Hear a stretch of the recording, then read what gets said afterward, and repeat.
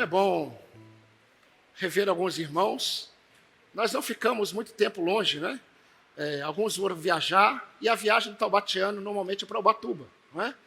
Ou para Minas, sul de Minas. E dá para ir e voltar. Que bom que você voltou, e como é bom rever você aqui, e como é bom adorar ao Senhor nesta noite. Convido você a abrir a sua Bíblia no Evangelho de Mateus, capítulo 6.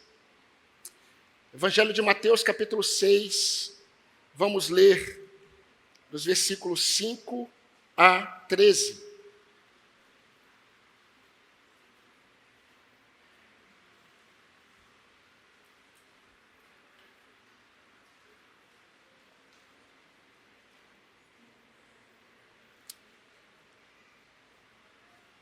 Diz assim a palavra do Senhor, Evangelho de Mateus, capítulo 6, versículo 5.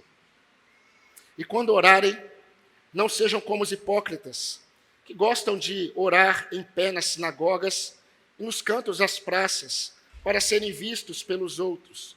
Em verdade lhes digo que eles já receberam a sua recompensa. Mas, ao orar, entre no seu quarto e, fechada a porta, ore ao seu Pai que está em secreto. E o seu Pai que vem em secreto lhe dará recompensa. E orando, não usem vãs repetições como os gentios, porque eles pensam que pelo muito falar serão ouvidos. Não sejam, portanto, como eles, porque o Pai de vocês sabe o que vocês precisam antes mesmo de lhe pedirem. Portanto, orem assim: Pai nosso que estás nos céus, santificado seja o teu nome. Venha o teu reino, seja feita a tua vontade, assim na terra como no céu.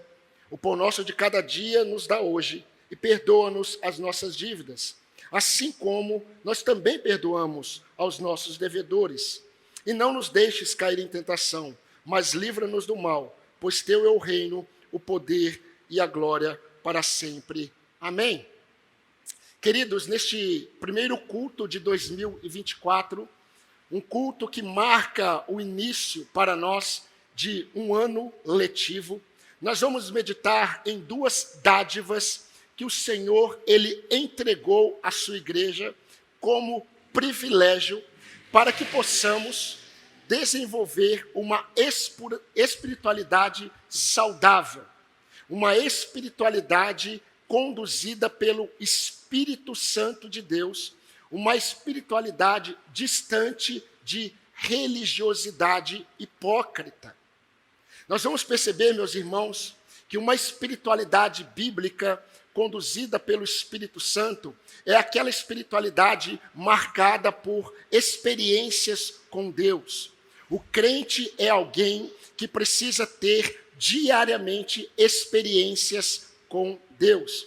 Uma espiritualidade saudável, bíblica, é uma espiritualidade embasada no que Deus quer e não no que eu penso que Ele quer.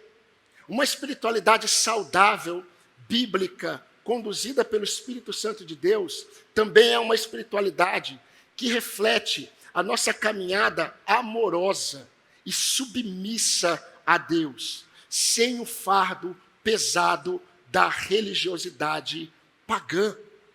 Meus irmãos, partindo desse pressuposto, nós precisamos afirmar algumas coisas. Precisamos afirmar que por mais conhecedores que sejamos de teologia, por mais conhecedores que sejamos de boa doutrina bíblica, por mais que sejamos bons leitores de bons livros, por mais que sejamos bons ouvidores de bons sermões, sem o amadurecimento na oração e na palavra do Senhor, nós nunca iremos experimentar o que Deus deseja para nós, e Ele revelou ao profeta Miqueias, capítulo 6, versículo 8, que vocês amem a misericórdia, que vocês pratiquem a justiça e andem humildemente com o seu Deus. É impossível andar humildemente com Deus sem o amadurecimento na oração e na palavra de Deus. Essas são as duas dádivas que Deus deixou para a igreja. E vamos pensar, meus irmãos, nesses 2 próximos domingos, pelo menos, exatamente sobre a oração e a palavra de Deus. Dádivas de Deus excelentes, que devem não apenas conduzir a nossa vida, mas é o que sustenta a nossa espiritualidade. Eu sempre digo isso. Nós vamos começar a estudar 1 Coríntios capítulo 7. E como pastor, todas as vezes que eu aconselho um casal que está passando por qualquer dificuldade, eu tenho certeza que há muito tempo eles abandonaram a leitura bíblica e a oração como casal. Isso é característico de todos aqueles que estão tendo muitas lutas em seus relacionamentos. Porque, meus irmãos, enquanto a oração nos mantém em Deus, a palavra de Deus nos alimenta dele. E olhando para o texto que nós estamos observando, nesse registro de Mateus, entenda que Jesus não está apenas pensando em ensinar os seus discípulos a orar. Jesus não está apenas ensinando sobre a oração que Deus deseja dos seus filhos. Jesus está contrastando o seu ensino com a oração hipócrita dos fariseus. E ele relata isso no versículo 5 e 6. E também ele está contrastando aquilo que ele vai ensinar sobre oração com a prática dos gentios que não conhecem a Deus, que repetem,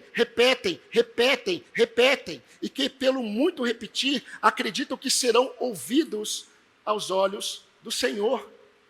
Jesus, ao ensinar sobre oração, ele está fazendo um contraste. Aliás, tudo aquilo que Deus fala, automaticamente revela um contraste daquilo que está longe dele.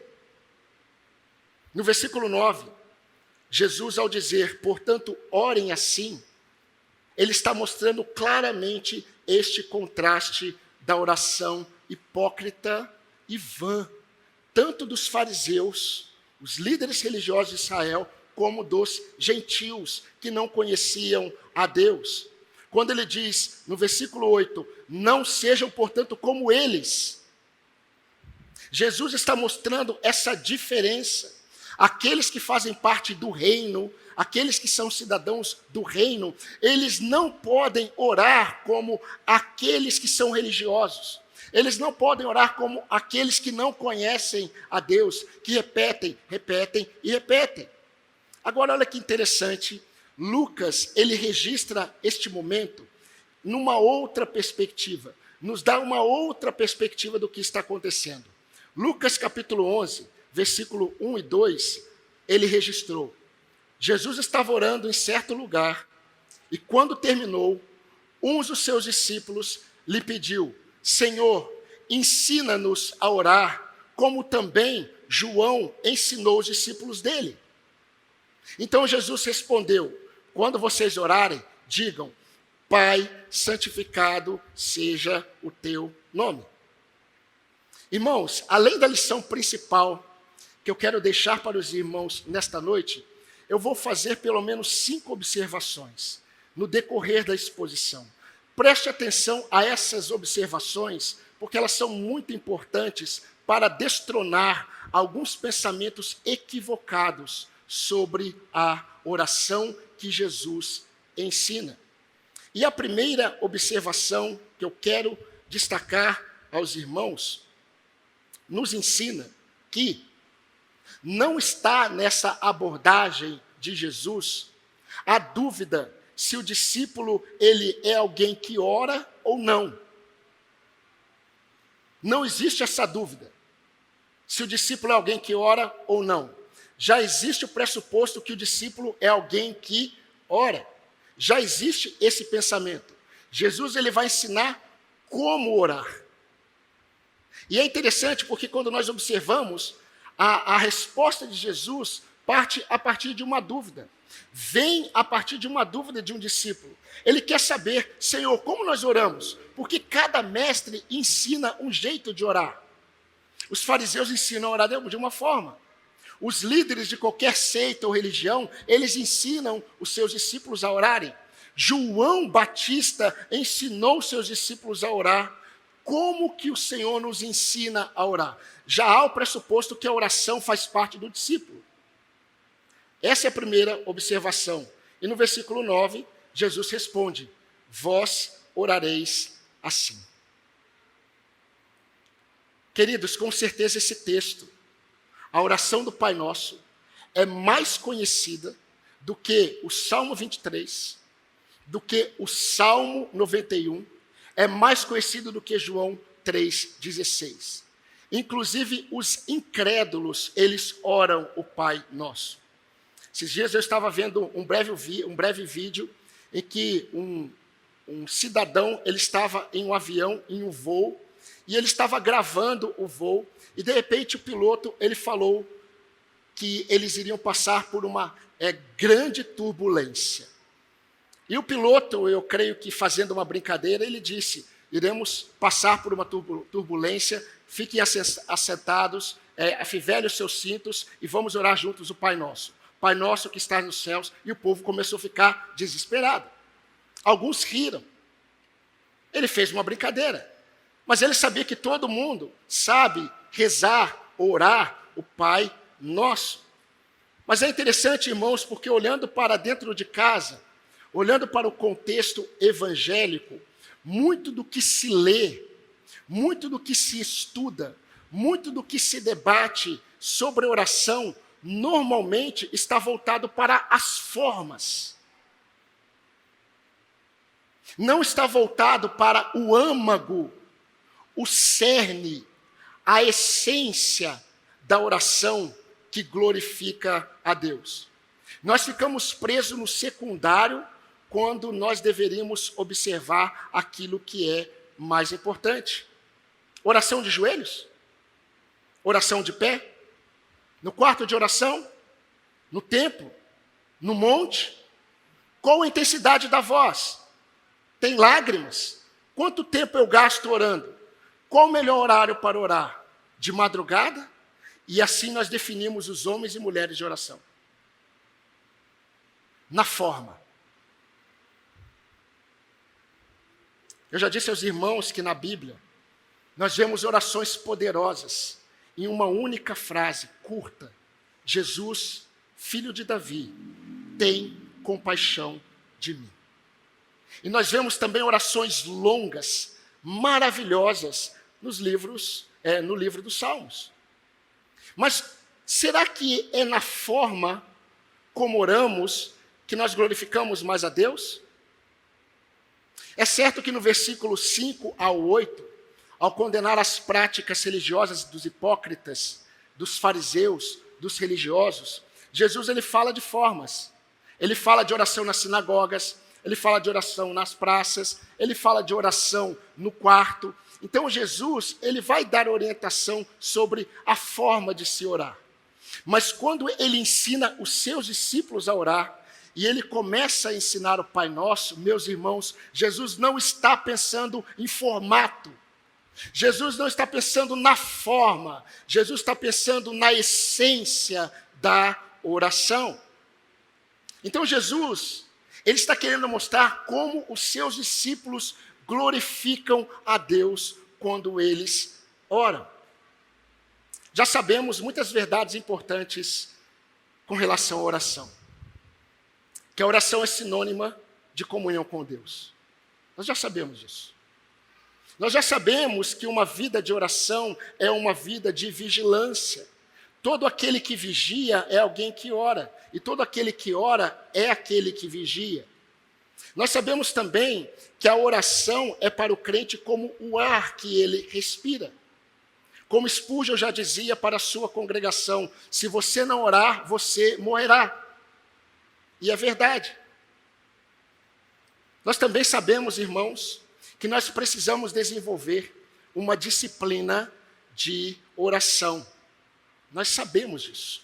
Nós sabemos que nós precisamos separar um tempo e local para orarmos. Todos os crentes sabem disso. Nós sabemos que nós devemos orar sem cessar. Queridos, fora todos os textos que a Bíblia chama e convoca os crentes para a oração, como Romanos 12:12. Na oração, sejam perseverantes. Orai sem cessar. Todas essas afirmações são verdadeiras e elas devem ser consideradas. Mas nesse texto, a oração que nós vamos observar não é sobre as várias vertentes sobre esse tema tão importante. O que Jesus nos ensina e ensinou aos seus discípulos é um modelo, grave isso, é um modelo de conteúdo que deve embasar as orações dos crentes. Por isso, o modelo que Jesus nos deixou de oração tem como base, e essa é a lição principal, o reconhecimento de quem está ouvindo a oração. A oração que glorifica a Deus, que Jesus vai ensinar aos seus discípulos, e contrapõe as orações dos hipócritas, contrapõe as orações daqueles que não conhecem a Deus, que repetem e repetem. A oração que traz glórias a Deus e Jesus transmite aos seus discípulos é a oração que reconhece, que possui o reconhecimento de quem está ouvindo a oração.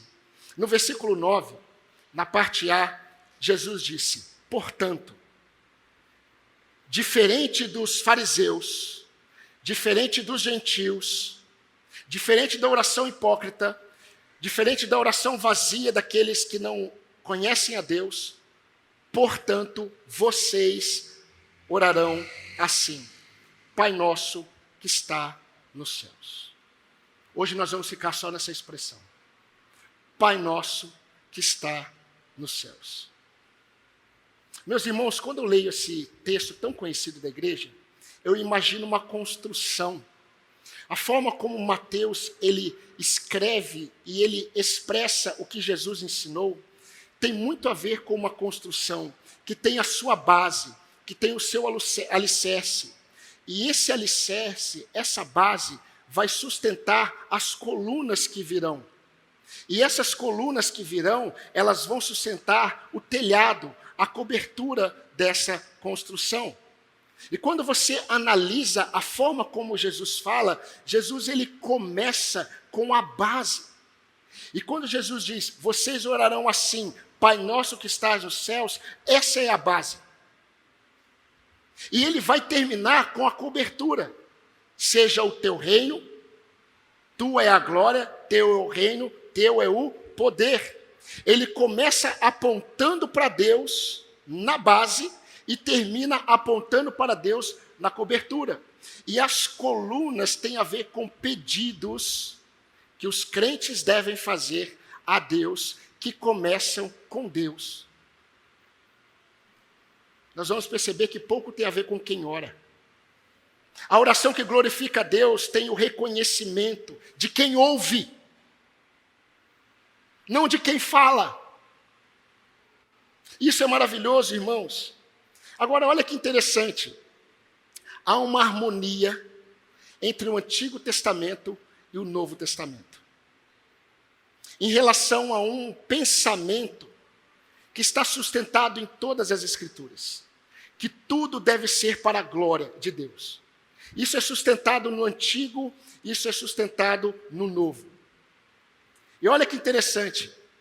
A base é Deus. As 3 primeiras petições têm a ver com Deus. Ao teu nome, santificado seja o teu nome, venha o teu reino, seja feita a tua vontade.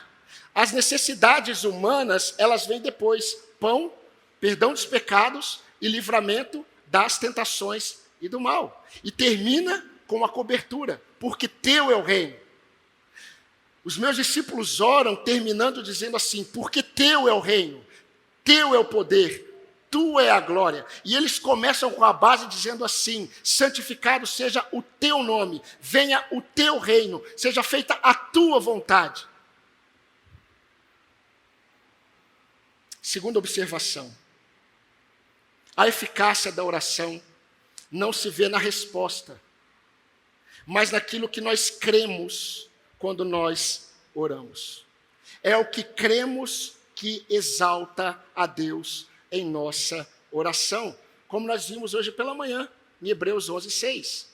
E queridos, que esperança maravilhosa saber que ao orarmos, a nossa confiança, ela repousa não em quem fala, a nossa confiança repousa em quem ouve. Quando eu prego como pastor, eu não confio na capacidade que você tem de ouvir. Eu creio e confio na capacidade de Deus de falar com você. É muito diferente. Porque se eu confio na sua capacidade de ouvir, eu me entristeço ou me alegro. Agora, se eu confio na capacidade de Deus em falar com você, eu sempre me alegro. Que esperança saber que ao orarmos a Deus, a nossa esperança está naquele que ouve, não na forma como eu falo ou como eu faço. Meus irmãos, como nós já vimos, ao contrário da oração dos fariseus, lembre-se, você sabe disso. Os fariseus, eles oravam buscando a sua própria glória. Ao contrário disso, a oração que Jesus ele ensina aos seus discípulos e à igreja busca a glória de Deus. Então, meus irmãos, o alvo da oração está na pessoa a quem a oração está sendo dirigida. Terceira observação. O carro não foi roubado, fiquem tranquilos, só disparou o alarme. Vamos voltar aqui. Terceira observação.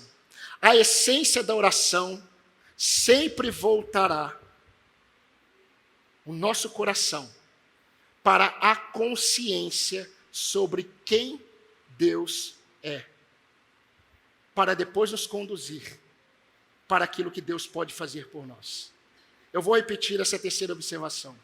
A essência da oração sempre voltará ao nosso coração para a consciência de quem Deus é, para depois direcionar o nosso coração para aquilo que Ele pode fazer por nós.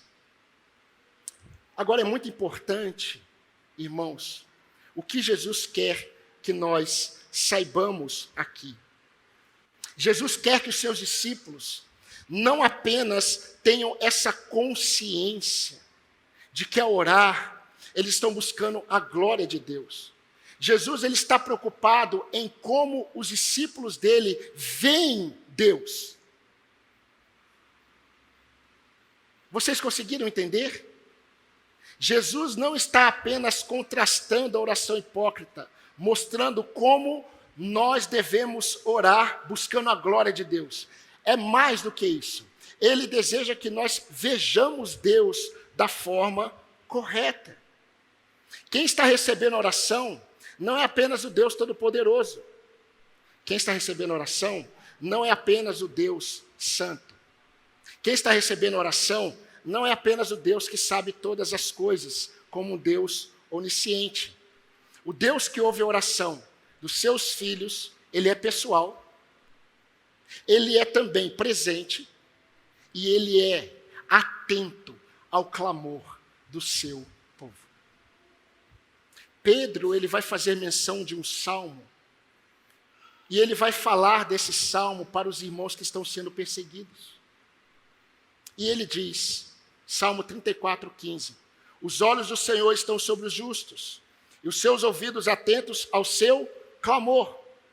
E Jesus está mostrando por que isso acontece. Por que os olhos do Senhor estão sobre os justos e os seus ouvidos atentos ao seu clamor? Porque esse Deus que ouve a oração do seu povo, Ele é Pai. Embora Deus como Criador, Ele seja reconhecido e deve ser como Pai de toda a criação, apesar de Deus como Criador, Ele ser provedor para todos os homens, nós precisamos entender claramente, meus irmãos, claramente, que no sentido da redenção, no sentido redentivo, Ele não é Pai de todos os homens. E vocês vão entender aonde Jesus está chegando. Muitos acreditam que Deus é Pai de todos os homens. Jesus, ao ensinar, entenda como ele começa. Ele diz assim, vocês vão orar assim, Pai nosso. Diferente dos religiosos, diferente dos gentios que não conhecem a Deus, vocês que são meus, vocês vão orar assim. E vocês devem começar vendo Deus como Ele é. Para vocês, Ele é Pai. Isso significa, queridos, que a oração do Pai Nosso, que costuma ser recitado em momentos comunitários, não une os homens, distingue.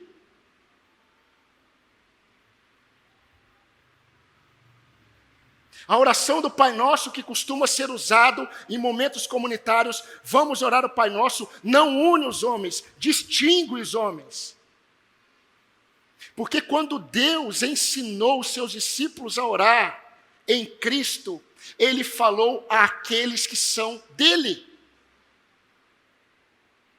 Imediatamente, meus irmãos, o Senhor deixa claro que nem todos têm o privilégio de dirigir-se a Deus dessa maneira. Entenda isso, essa é uma prerrogativa daqueles que estão em Cristo.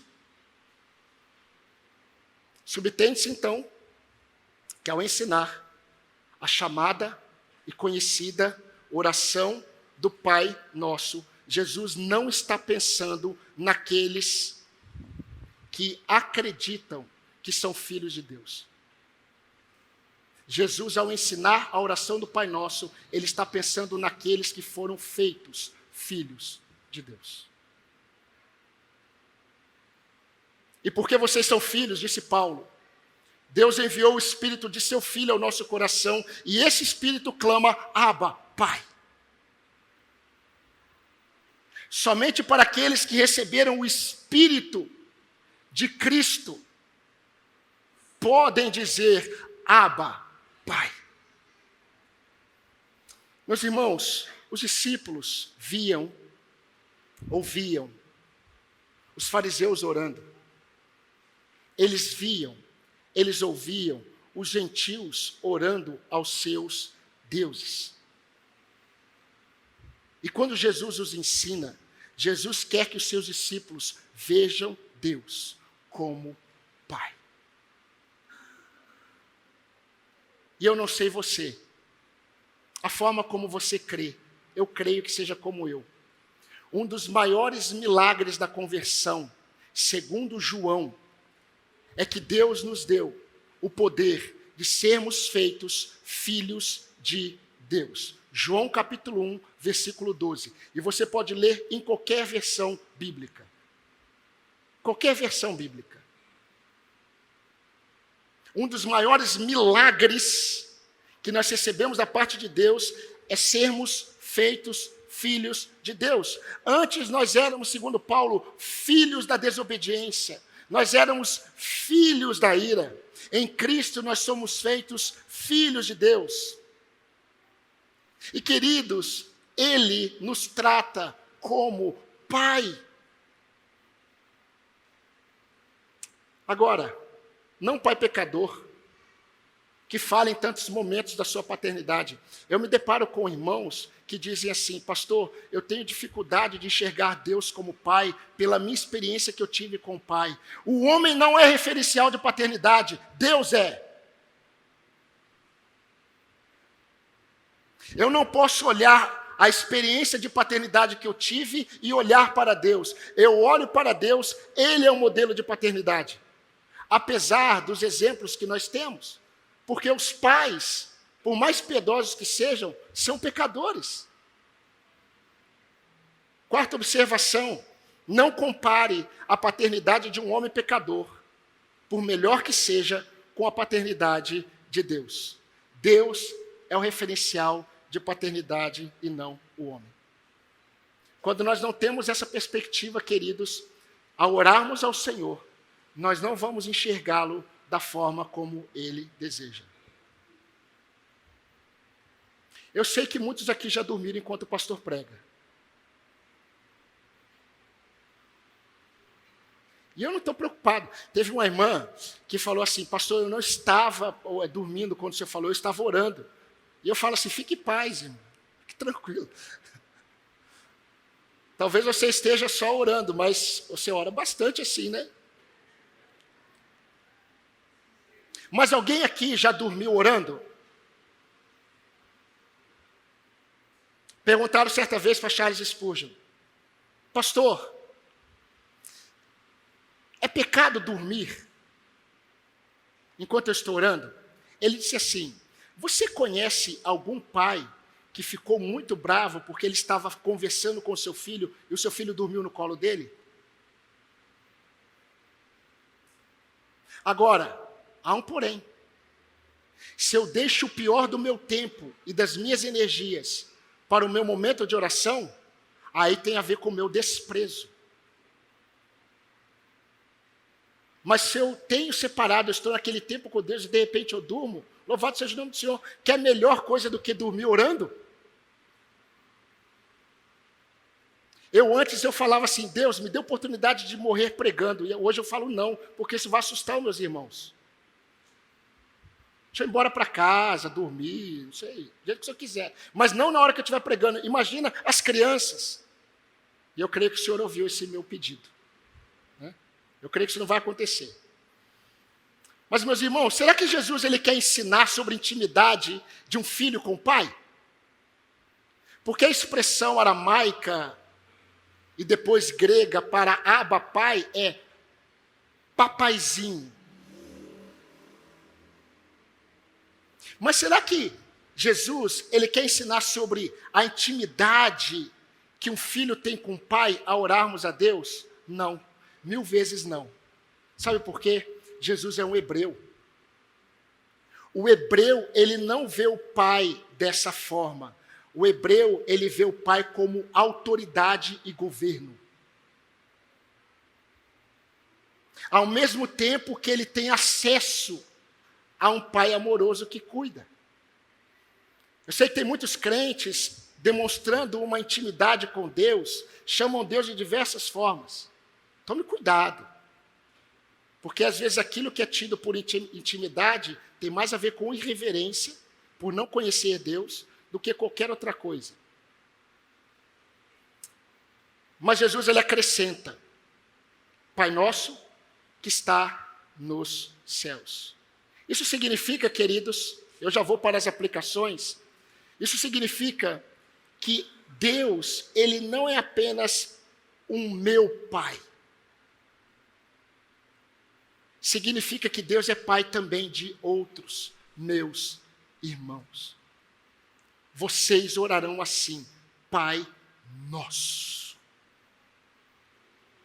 Jesus também está mostrando que pelo fato de eu crer que eu não estou sozinho neste mundo, eu sei que outros que são filhos de Deus também estão falando com Deus e podem interceder por mim, e Deus ouvirá. Isso remove do crente aquela visão exclusivista de Deus. Deus me ama mais do que qualquer um. Deus me ouve de uma forma impressionante. E conta isso no testemunho da igreja. Meus irmãos, a forma como Deus me ouve é impressionante. Ele tem uma visão equivocada da oração do Pai Nosso. Na verdade, ele tem uma visão equivocada da oração.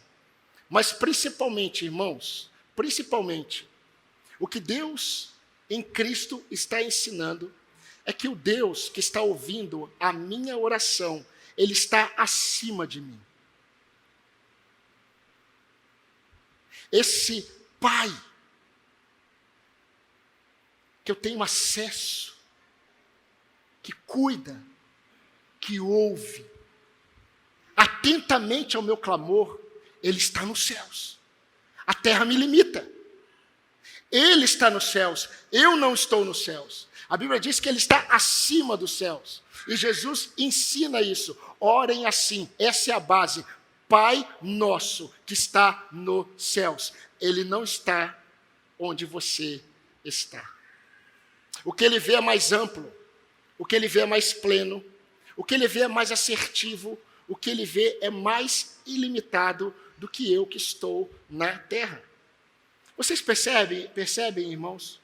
O que Jesus está mostrando aqui, logo na base, ao reconhecermos para quem estamos elevando a nossa oração, o nosso coração se assenta. Logo no início, no lugar certo. Nós vamos perceber que o nosso Deus, ou melhor, você e todos nós, você vai perceber que o seu Deus, que o meu Deus, que o nosso Deus, Ele é pessoal e próximo. É o meu Pai. É o nosso Pai. Logo no início você vai perceber que o seu Deus, o meu Deus, o nosso Deus, Ele é um Pai que exala autoridade e governo. Você vai aprender que o seu Deus, o meu Deus, o nosso Deus, Ele é o Deus da igreja.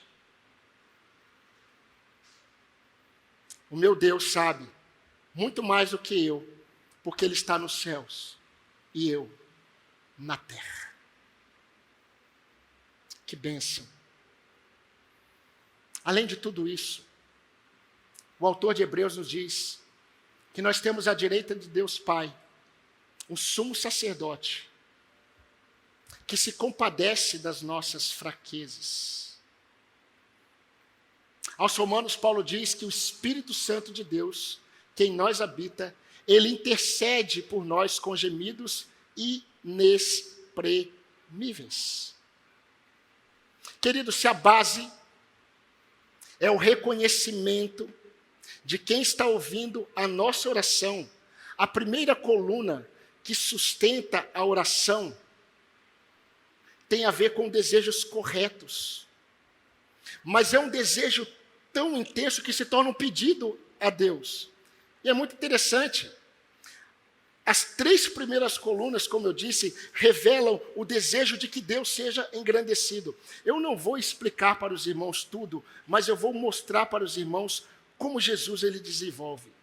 Letra A, ele mostra como primeira coluna da base o desejo de que Deus permaneça na posição que pertence somente a Ele. Santificado seja o teu nome. Separado seja o teu nome. Esse é um desejo de quem ora. O segundo desejo, letra B, é o desejo de que o reino de Deus se estabeleça entre nós. Venha o teu reino. Letra C, o desejo de que a vontade de Deus prevaleça. Seja feita a tua vontade. Tanto na terra quanto no céu. Vocês percebem? A oração não começa com revelar minha vontade. A oração não começa revelando aquilo que eu desejo para mim. A oração começa com a base reconhecendo aquele que ouve. E os 3 primeiros pedidos, as 3 primeiras colunas, têm a ver com Deus. Santificado seja o teu nome. Venha o teu reino. Faça a tua vontade. Na terra e no céu. O desejo de que o maná diário venha da parte de Deus. E eu vou ensinar para os irmãos sobre o maná, que é uma visão muito equivocada sobre o maná. O pão nosso de cada dia nos deu hoje. Letra E, o desejo do perdão de Deus pelas ofensas. Perdoa as nossas dívidas. Eu não li com os irmãos os versículos 14 e 15, porque quando nós formos falar de perdão de pecados, eu preciso dar uma ênfase que Jesus dá aqui. Letra F, desejo de livramento das tentações e do mal. Não nos deixes cair em tentação, mas livra-nos do mal. E meus irmãos, como eu disse, o telhado vem, porque teu é o poder, teu é o reino, tu é a glória, teu é o poder, teu é o reino, para todos sempre. Amém. A construção está plena. Porque teu é o reino, o poder e a glória para sempre. Amém. Eu não sei se vocês já perceberam, até aqui, que o que Jesus nos ensina, muitos homens do passado, eles já diziam que a oração do salvo não tem a ver, não começa com apresentar a Deus o meu mundo. A oração do salvo começa com trazer o mundo de Deus para o meu. Isso contrapõe a oração do fariseu que busca a sua própria glória. Contrapõe a oração do gentil que repete, repete, repete, porque ele só quer o quê? Ele só quer receber. quinta e última observação de hoje. Será que todas as vezes que nós vamos falar com Deus, nós temos que usar esse modelo que Jesus nos ensinou todas as vezes? Literalmente não. Jesus não fez isso. Leia João 17. Jesus ele não faz isso. Jesus não está pensando na forma, então literalmente não. Mas nós percebemos que a essência que Jesus está trazendo aqui deve estar presente todas as vezes que nós formos orar a Deus, principalmente o reconhecimento de quem ouve a minha oração.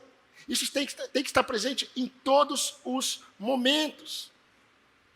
A essência está presente. Antes de falar das aplicações, a oração que Jesus está ensinando, ela tem consciência e coração. Muitas orações só têm coração, não traz glórias a Deus. Outras orações só têm consciência, não tem coração. Isso é farisaísmo. A oração que glorifica a Deus tem consciência e tem o coração presente ali. Eu acredito, irmãos, indo para as aplicações, eu acredito que aquele que deseja andar com o Senhor, e como eu disse, está ficando cada vez mais para trás isso, toda mudança de ano tem aquele ar meio místico de que uma chave vai ser virada. Não tem? Vai zerar. Zerou. Vamos começar de novo. Não existe isso. 2024 é continuação do que aconteceu em 2023. E será a base para o que será em 2025. Mas é importante nesses momentos em que o povo está pulando ondinha, vestido de branco, é difícil até comprar roupa nesse período, só tem branco. Eu não sou pai de santo, eu não vou usar branco. Mas só tem branco. E tem crente pulando onda. Eu não vou entrar no mérito da questão. Mas nós deveríamos aproveitar esse momento para avaliar, irmãos,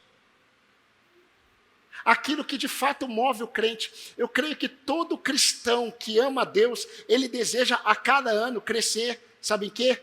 Na oração e na palavra. Esse ano eu quero ler mais a Bíblia. Aí pega vários modelos lá de leitura bíblica, a leitura da Bíblia em um ano, não é verdade? Eu quero orar mais. Quem aqui falou isso para Deus no início do ano? Que quer ler mais a Bíblia e quer orar mais? Levanta a mão. Não significa que quem não levantou não deseja isso. Pode ser que seja envergonhado. Mas todo crente deseja orar mais e ler mais a Bíblia. Para isso nós precisamos de disciplina. Sem disciplina, aquilo que eu desejo não vai mudar. Só vai ficar no âmbito do desejo. Eu preciso de disciplina. Jesus ele ensina sobre disciplina. E eu afirmei, meus irmãos, no início do sermão, que sem o amadurecimento nessas disciplinas espirituais, oração e leitura bíblica, nós não conseguimos amadurecer. Agora a questão é que Jesus aqui, ele não está falando sobre isso. Porque a disciplina tem a ver com a forma. Jesus não está pensando na forma. Jesus está pensando na essência da oração. Jesus está pensando no cerne da oração. Jesus está pensando no âmago da oração. E eu creio, meus irmãos, que quando a gente começa a caminhar nesse sentido, nós começamos a experimentar uma cultura de oração bíblica. Porque todas as vezes que nós vamos à presença de Deus, naturalmente nós começamos reconhecendo quem ouve. Desejando o mundo dele, para depois expor os meus desejos. E eu termino reconhecendo quem ele é. Isso é uma cultura de oração. Eu creio que na oração, Deus se agrada de uma mente que sabe com quem está falando. Deus se agrada daquele que sabe com quem está falando. E sabe que não está falando com o juiz. Ele está falando com o Pai eterno. Jesus é surpreendentemente maravilhoso. Antes do Pai Nosso, Jesus diz assim: não orem como os gentios que por muito falar acreditam que serão ouvidos. Repetem, repetem, repetem, repetem. Vocês não devem fazer isso, sabe por quê? Porque o Pai de vocês sabe do que vocês precisam antes de vocês pedirem. Ou seja, o que Jesus está falando? O que vocês vão pedir, o Pai sabe. Mas o que o Pai deseja? O Pai deseja que nessa oração de pai e filhos, você entenda o seu privilégio. Glorificá-lo. Aí faz sentido ler sobre George Whitefield. Faz sentido ler sobre Leonard Ravenhill e tantos outros homens e mulheres de oração. Porque eles entenderam a essência. Eles não ficaram presos na forma. Tem crentes que dizem, é no monte, é no quarto, é de pé, é de joelho. Quem fala mais alto na oração, quem chora.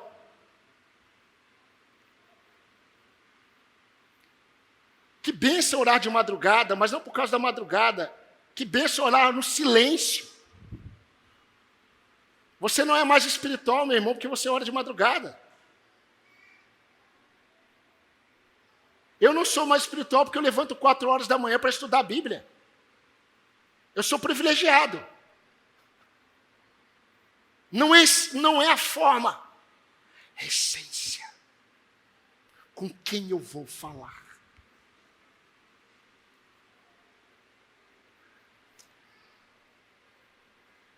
Meu querido irmão, minha querida irmã, você tem orado? O discípulo ora. Falei para os irmãos que não entrou na discussão aqui. A pergunta é, como eu oro? Não é se eu oro. Porque discípulo, ora. E quando o pastor precisa falar para os irmãos, você tem orado? Isso significa que se você não tem orado, você não entendeu o que é ser discípulo. Você tem orado, meu irmão? Você tem orado, minha irmã? Onde tem estado o seu foco quando você se dirige a Deus em suas orações? Entenda que o nosso coração ele é inclinado a gostar de formas. Antes eu orava em pé, agora eu só oro de joelhos. Eu estou mais espiritual. Antes eu orava no final do dia, agora eu oro no início do dia, de madrugada, eu estou mais espiritual. Antes eu não tinha, agora eu tenho o meu quarto de oração que nem no filme.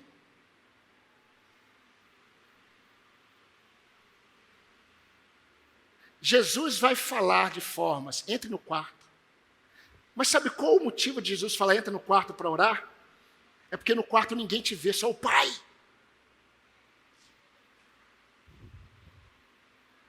O teu Pai que vem em secreto, o segredo está no secreto. Onde tem estado o seu foco ao se dirigir a Deus em suas orações? Em que ou o que tem conduzido as suas orações, meu irmão? Os seus desejos principais, quando você ora, tem mais a ver com a glória de Deus ou com a glória dos homens? Tem mais a ver com o reino de Deus ou com o reino dos homens? Um conselho que eu dou para você que Deus me deu. Comece a orar como o Senhor ensinou.